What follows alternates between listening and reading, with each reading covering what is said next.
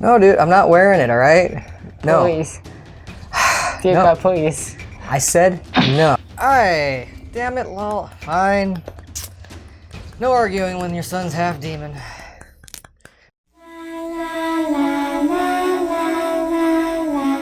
Well, if you haven't guessed already, we're gonna be reviewing Happy Halloween Scooby-Doo. Yes, we see more Scooby-Doo on the channel, but you refuse to do for unknown reasons.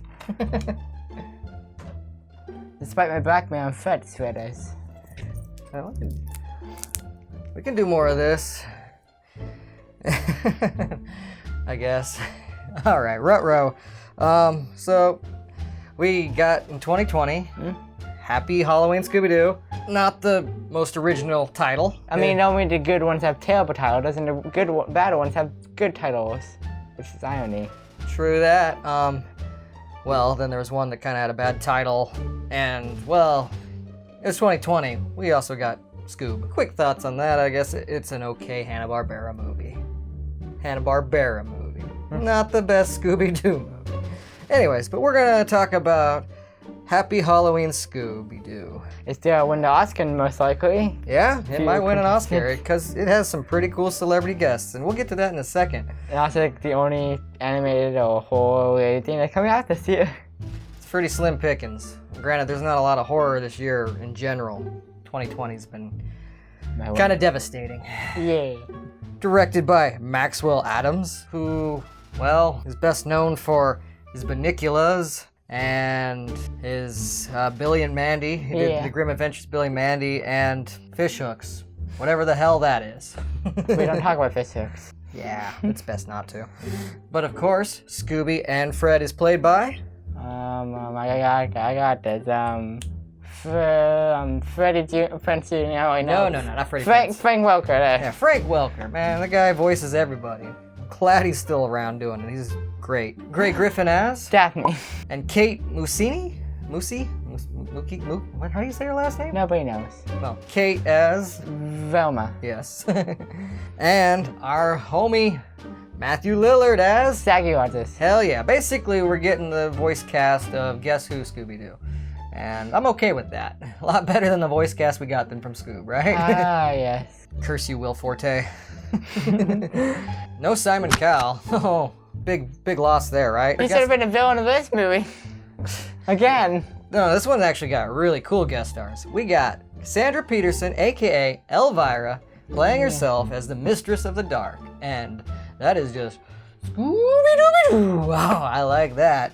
And we also got... Oh, you're Bill Nye, the sciencey guy. yeah, as himself, doing a great job as well. And we got Jonathan Crane, Dr. Jonathan Crane, excuse me, the actual Scarecrow from Batman. Not just any Scarecrow, but the Scarecrow. AKA Dr. Jonathan Crane, former professor of psychology in Gotham City turned supervillain, and recently an escapee from Arkham Asylum. Dressing up as a scarecrow. Super Scarecrow, I think, wasn't it?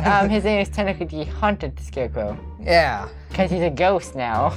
and he acts a little more like Hobgoblin from Spider-Man. Yes. But it's really him, and that's not a big spoiler. You find out that, you know, Scarecrow's in this right in the beginning of Also the in movie. the trailer, it's like any trailer ever. Yeah. Yeah, but that's cool that they actually pulled in a Batman villain for this. He's not the only villain, there's more to the mystery.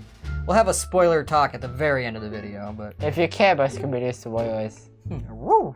But Scarecrow, he's not the only cameo. We get a little bit of Red Herring. We get Frankenstein Jr. from that old cartoon, if you remember him, and like there's a float in the beginning. And you get a little bit of a resemblance to Christine. Yeah, Red Plymouth there. Yeah, there's also kind of cool references too, like to a lot of good horror movies like Maximum Overdrive, when they're doing the highway chase scene. And so Predator, the coolest reference to Predator ever. How do you know? There's like no evidence at all. There's a Predator reference. No, but we know Fred loves his traps, and he does the entire like Predator trap scene montage verbatim. Arnold Schwarzenegger getting ready to fight the Predator, and he uses those traps as well. It is like one of the coolest scenes I've ever seen of like a cross reference to a different movie in Scooby-Doo.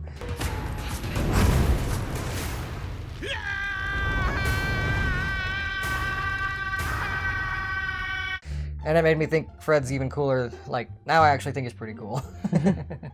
Hashtag honest folks and neighbors, guess who?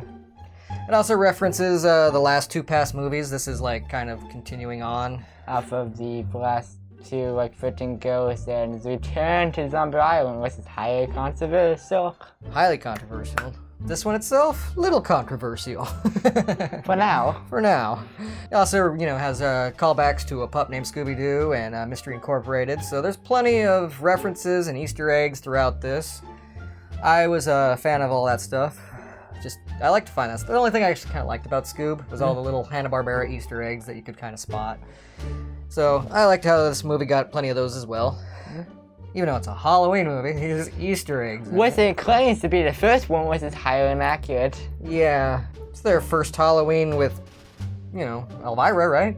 Technically, for now. And I love her panic room coffin. Just escape. Now, Elvira is awesome in this.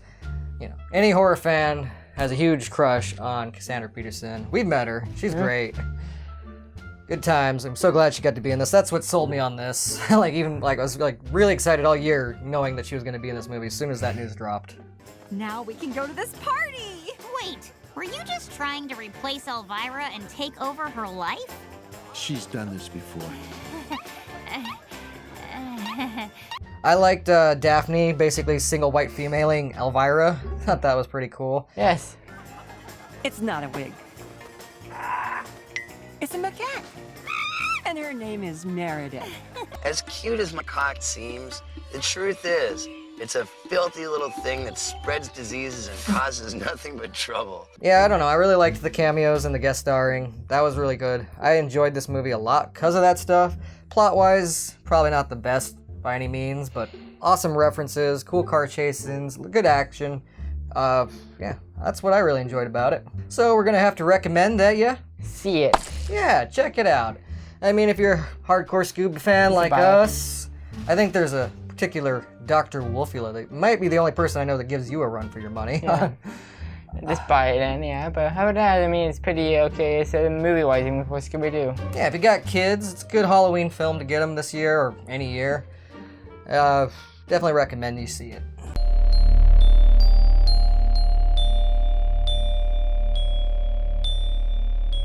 So that's what we recommend, but yeah, now we're gonna do a little spoiler talk if you care to join us. Mm-hmm. So, how'd you feel about the ending? Well, I mean, it's just disappointing. It was a little disappointing. I was actually really into this movie till they kind of revealed some stuff, which if you've been following the last couple of movies, you wanted a little more from the ending of this one. Yeah, I mean, it's like, and then the twist is the sheriff in those two movies is evil. Yeah, it's the sheriff from the last two movies and kind of a jerk, but... He did it because he wanted revenge, because he was a old tech guy who wanted to stop pollution, so he's after the trash monster. Yeah, he's a Captain Planet villain? or he is Captain Planet, but he's a villain. Something like that. Yeah. Thanks to you, I'm not allowed to have real toxic waste anymore. So I spent another $1 million to buy green glow sticks, and I snapped them all into that tanker truck. And I know it's a little cartoony the way to do it, and it's fine because it is a cartoon and they are cartoony, but like how the big pumpkin made little pumpkins, and I don't know, I just feel like... How do they claw on the floor? And they're drones? They're drones, and how do drones fly when they're surrounded by a pumpkin? They can bite people's butts. Yeah, they bite butts. Help! I'm Scoop! I've got a pumpkin butt! They never explain that. Forever. I would have thought nanobots would have made more sense to how it made little ones. Or actually this... And nanobots are more flexible on what they can do. Oh, just genuine robot pumpkins. Or, they could have all just been laying on the ground clawing their eyes out because they really did inhale a bunch of fear toxin. That could have been great too. But, whatever. Go with your ending. Next time. Next time to have a horrifying Scooby-Doo character ending. They're going to keep going on with these continuations. I hope they turn it around in a better direction. Honestly, even though this one continues off the last two movies, I think I would have liked this movie better if it had nothing really to do with the other two movies. If it was a standalone, I think I would have liked it better. Yeah. Because the ending made it more disappointing, the fact that it is continued with those other movies. Yeah. And also made the other two movies worse because you think that they'll be building into something actually important instead of evil sheriff. It was me. These last few years, it was all me. So, if you've seen Happy Halloween Scooby-Doo, let us know in the comments what you thought about it. Tell me, are you frightened yet? No. Zonks.